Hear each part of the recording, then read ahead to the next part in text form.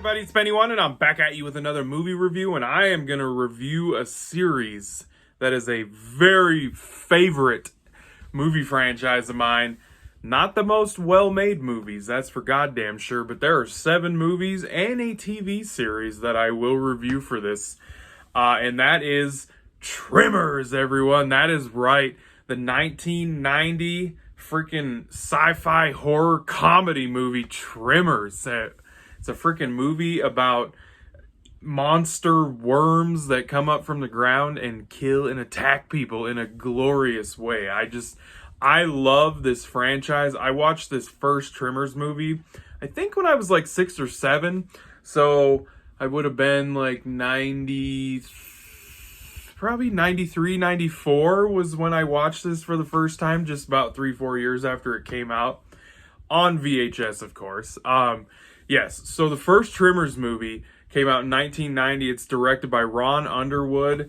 And you know what? This movie has a pretty damn good cast in it. It has Kevin Bacon, who plays Val, Fred Ward, who plays Earl, and then you have Michael Cross, who plays Burt Gummer, the guy from Family Ties. That's right.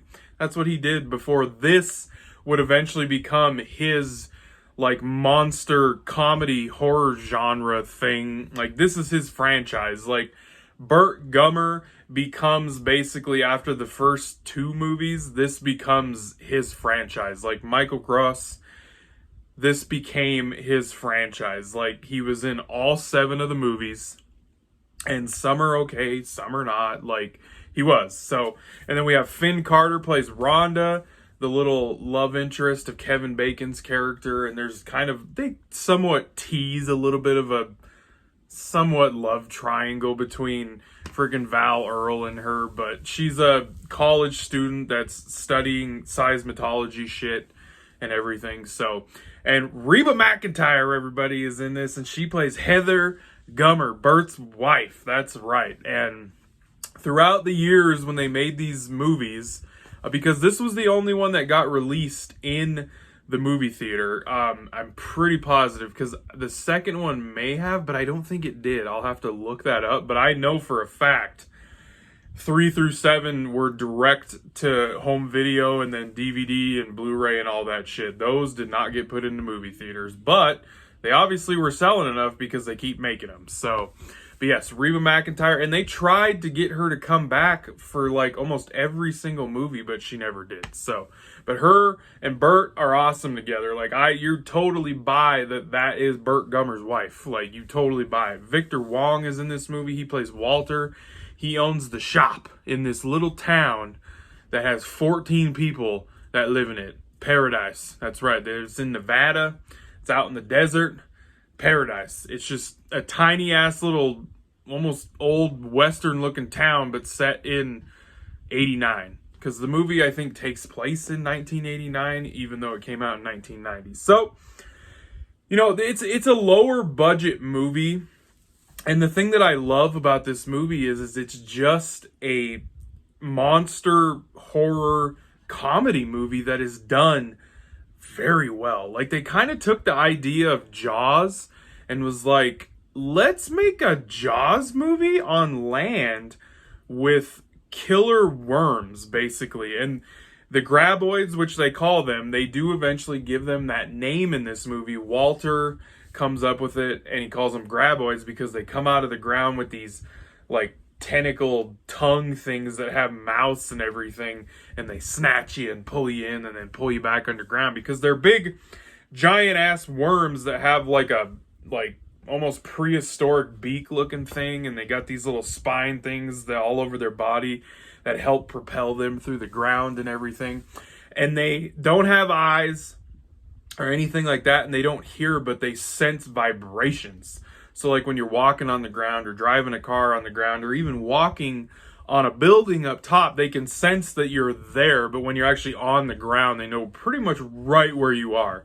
So that's a fun aspect of the movie that I think this first movie plays very well in situations with them. And the story for itself, it's pretty simple. Like, they don't deep dive into the lore behind these things or where they come from. And I love that the movie even states this. Like, they wrote into the movie, we don't give a shit how these things got here or where they come from. How do we fucking kill these things? Because they're going to kill us. Like, I love it. It's straightforward and simple. We don't need a damn explanation. We will get that explained, you know, later on in the movies, which I love and I don't love parts of it. So, but yeah, it's just, this is a fun freaking movie, man. Kevin Bacon and Fred Ward are amazing together. Like, Fred Ward and him are these just handyman. Like, they do all these jobs around this place. Like, they pump people's septic tanks, they fix things,